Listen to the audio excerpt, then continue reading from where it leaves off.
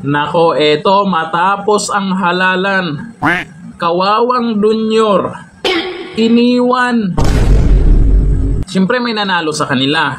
Nagkaroon ng victory party di umano. Sana Anong ginawa ng alyansa? Isa lang ang pumunta. O di ba ilan ba sila? 10 na lang pala. Kasi yung dalawa lumipat na sa PDP Laban, di ba, bago mag-eleksyon, yung last minute na o last si Amy Marcos at si Camille Villar. 10 na lang sila. May nanalo naman sa kanila. Pero anyari, isa lang ang pumunta. Wala ba kayong respeto sa Pangulo nyo? Victory party. Siyempre pa-party yan. Party na naman. Sana Ito na naman kasi party na naman. Ang tanong lang kasi dito, kung totoo man ang balitang ito, kasi ang sabi nila, ang fake news daw mga vlogger, itong mga nagbabalita ay hindi fake news tong mga to. Maniniwala tayo dito. Kaya ngayon, ito ang pagbabasihan natin sa post nila. Yung Alyansa Victory. Nako, party. Ay nako, isa na lang yung nandyan ito, basahin po natin yung balita nila dyan. Nasaan naman yung iba? Yung mga nanalo ay dapat nandyan yan. Si Tulfo at yung iba. Bakit ang tanong dito, bakit hindi sila sumipot dyan sa party ni Junior? Anong dahilan? Dahil ba doon sa, di ba yung Alyansa Campaign Manager ay may mga binulgar na, may mga sinisi na.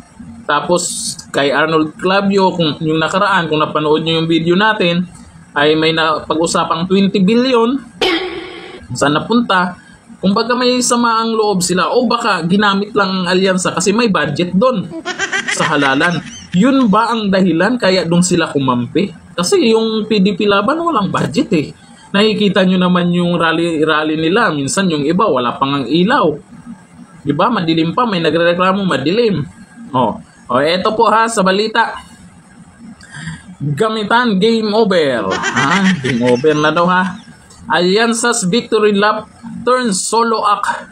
Senador Lito Lapid emerged as the lone state member at the administration's Thanksgiving bash with President Bongbong Marcos Jr. Kawawa, nag-isa na lang.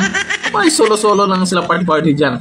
The event meant to celebrate. Sa bagay, marami namang pumunta dyan. Yun nga lang, yung alyansa senatorial candidate po, yung lalo na yung mga nanalo, at isa lang daw, di umanaw, ang pumunta, ayon dito sa balitang to. Meant to celebrate alyansa Senate seat wins.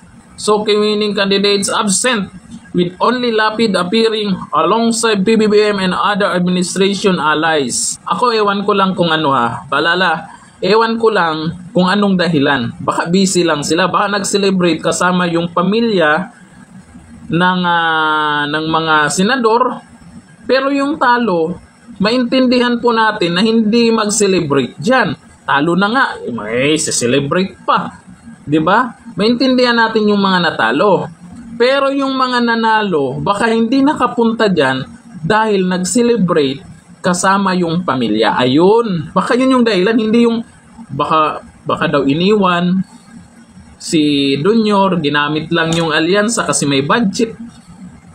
Baka hindi naman. Titingnan po natin yung reaction po ng mga netizens tungkol dyan sa balitang yan. Sabi ni Ambrose, feeling ko sinadya nila hindi umaten dahil siguro naiinis sila na hindi pa din pinapalitan si Tamba na main reason bakit karamihan sa kanila ay talo. Oo nga. Pwede rin. Dapat palitan na. No. Sabi ni Lawrence, sobrang hilig pala talaga ni Junior sa party. Party. Siyempre, may nanalo. Celebration naman yun. Intindihin natin. Party. Kaso pera na naman yun. Kaninong pera na naman yun? Mayaman naman sila. May pera sila. Sabi ni Marie, start nagbalingbing ang ibang senators. Ganito yan. Magbabaliktaran na yan ngayon. Kasi po, nakita po kasi yung resulta po ng eleksyon talaga.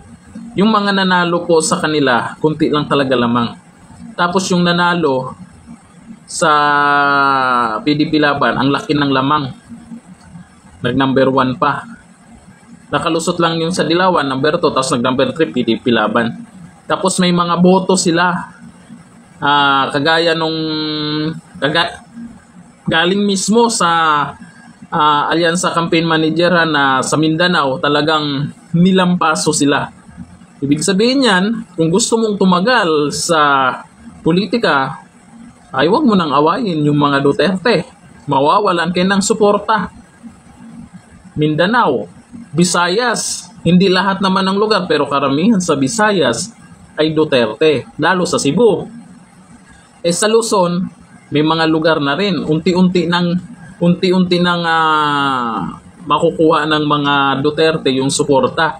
Kaya pagdating sa 2028, ay kinakabahan din po itong iba. Yung bagong nanalo, baka, or yung ibang dyan, baka may planong tumakbong senador, ay baka may planong tumakbong president or vice president, mahihirapan sila pagdating sa eleksyon. Nakikita po ng lahat ngayon yung suporta talaga ng mga yung suporta talaga na galing sa mga Duterte. At hindi po mga Duterte ang nagsasabi niya na aminado mismo ang campaign manager ng alyansa. Sila mismo nagsabi nilang paso sila. Pati si Ping Lacson, siya mismo nagsabi na nilang paso talaga sila sa Mindanao. Kung ikaw, tumakbo pagka sa national election, ay hindi naman pwedeng masiro ka sa Mindanao dahil sa kakabanat mo sa mga Duterte. O sabi po ni Ramon Laglagana, sabi ni Roel, asa na yung sigaw na 12? O, nasa na yung 12-0? Umalis yung 2, 10 na lang sila, pero laglag pa rin yung iba. Pati yung mga balimbing na sumanib sa kanila, laglag na rin sila.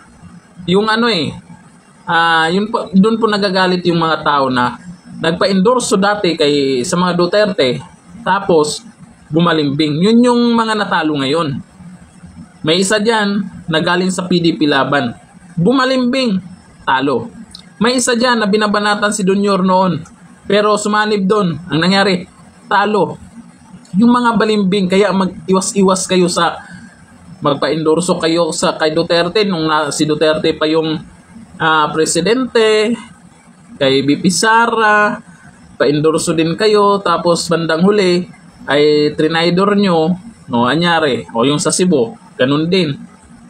Karma, tawag dyan. Kaya ito, kung totoo man ang balitang ito, kasi sabi mga vlogger daw, yung fake news. Sino ba yung nagsabi nun? May nagsabi na congressman na gano'n. Nasaan ba siya ngayon? Mukhang nakarma din ata. Mukhang talo din yata.